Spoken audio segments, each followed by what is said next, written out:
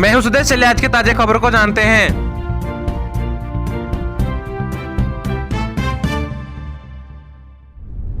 झारखंड में मानसून की बेरुखी जारी है। पूरे राज्य में अब तक सामान्य से 50% कम बारिश हुई है। राज्य में 8 जुलाई 2024 तक 135 मिलीमीटर बारिश हुई है, जबकि सामान्य स्थिति में 265 मिलीमीटर बारिश हो जानी चाहिए थी।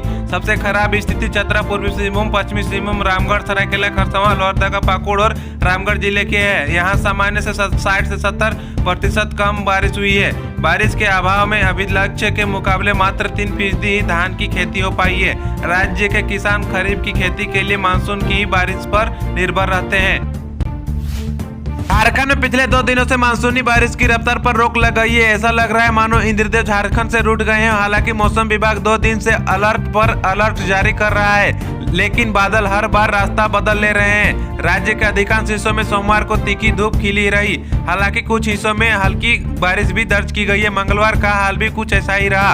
अधिकांश जिलों में तीखी धूप है, हालांकि कुछ जिलों में हल्की बारिश के आसार हैं। लातेहार एसपी ने बड़ा दावा करते हुए बोला है कि जिले में बहुत जल्द नक्सल समस्या समाप्त हो जाएगी। इसके लिए उन्होंने ग्रामीणों से सहायता करने की बात बोली है। उन्होंने कहा है कि ग्रामीण निडर होकर पुलिस को नक्सली गतिविधि के बारे में जानकारी दे।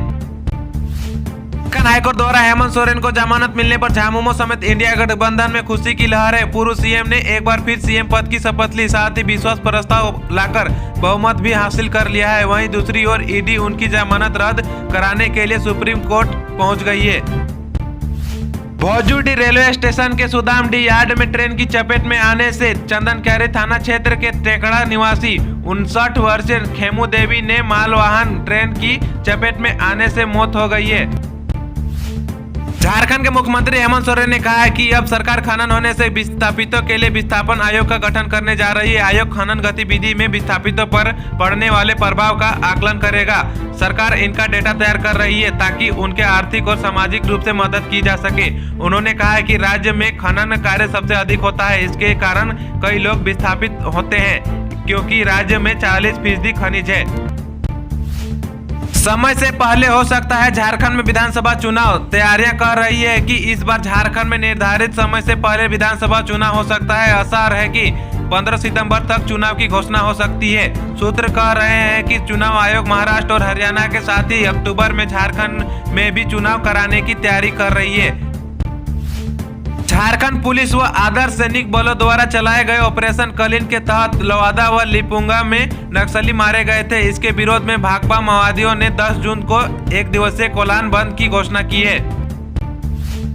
के पूर्व मुख्यमंत्री चंपई सोरेन को नवगठित हेमंत सोरेन की सरकार में नई जिम्मेदारी दी गई है। नई सरकार में उन्हें जल संसाधन विभाग के साथ ही उच्च एवं तकनीकी शिक्षा विभाग का मंत्री बनाया गया है। बता दें कि चंपई सोरेन ने हेमंत सोरेन के जेल से निकल आने के बाद इस्तीफा दे दिया था। उसके बाद झारखंड में हेमंत सोरेन नए मुख्यमंत्री के रूप में शपथ ली।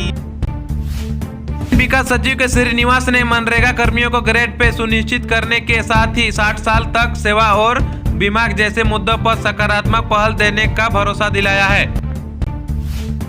झारखंड के करीब 2000 पदों पर नियुक्ति के लिए परीक्षा की प्रक्रिया पिछले 9 साल से चल रही है। झारखंड स्टाफ सिलेक्शन कमीशन के कमांड ग्रेजुएशन लेवल परीक्षा के लिए अब तक कई बार आवेदन मांगे हैं। 7 बार परीक्षा की तारीखें तय की गई है और टाल दी। 8वीं बार परीक्षा शुरू भी हुई तो पेपर लीक हो गया और प्रोसेस फिर रुक गया। झारखंड में सैकड़ों हाथी सड़कों पर है। 15 दिनों में पूर्वी सिंहभूम, लोहरदगा, हजारीबाग, बोकारो, गिरिडीह, लातेहार, रांची सहित कई अन्य जिलों में घुसाए हाथियों ने खेतों में खड़ी फसलों से लेकर कई मकान, स्कूल भवन, गोदाम और फैक्ट्री पर हमला बोलकर तबाही मचा दी है। इस बार लोकसभा चुनाव में अपनी दमदार उपस्थिति दर्ज कराने वाली पार्टी झारखंडी भाषा खतियान संघर्ष समिति जेबीकेएस ने विधानसभा चुनाव की तैयारी तेज कर दी है। राज्य की 81 में 50 से ज्यादा सीटों पर चुनाव लड़ने की तैयारी है। लोकसभा चुनाव में जेबीकेएस के प्रदर्शन को देखते हुए विधानसभा चुनाव के टिकट के लिए दावेदारों की संख्या में काफी वृद्धि हुई है। इसके मद्देनजर जेबीकेएस सुप्रीमो जयराम महतो ने टिकट के लिए मापदंड तय कर दिए हैं। झारखंड की कृषि, पशुपालन एवं सहकारिता मंत्री दीपिका पांडे सिंह ने मंगलवार को कार्यभार संभाला। उसके बाद उन्होंने विभागीय अधिकारियों के साथ उच्च स्तरीय बैठक की। उन्होंने अफसरों को किसानों को सीधा लाभ पहुंचाने वाले योजनाओं में तेजी लाने का निर्देश दिया है। उन्होंने कहा है कि योजना क्रिया में स्थिरता बर्दाश्त नहीं की जाएगी।